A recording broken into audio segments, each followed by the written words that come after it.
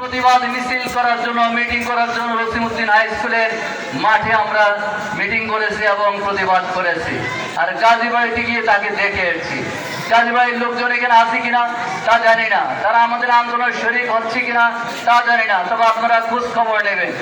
আমাদের স্মরণ আছে সেই দিনগুলোর কথা, সেই সুব্রতর কথা, যে নাকি সে আবু সুফিয়ানকে আহত করেছিল। সম্মানিত ভাইরা আমার, আল্লাহ পাক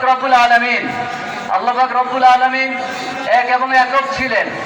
তিনি ছাড়া আর কোনো ইলা নেই এবং তিনি কিছুই সৃষ্টি করেননি।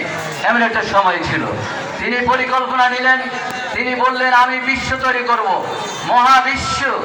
তখন তিনি হুকুম দিলেন, কুন ফায়াকুন, হয়ে গেল প্রচন্ড আওয়াজ এবং বিগ ব্যাং, একটা মহাবিশ্ব তৈরি হয়ে গেল।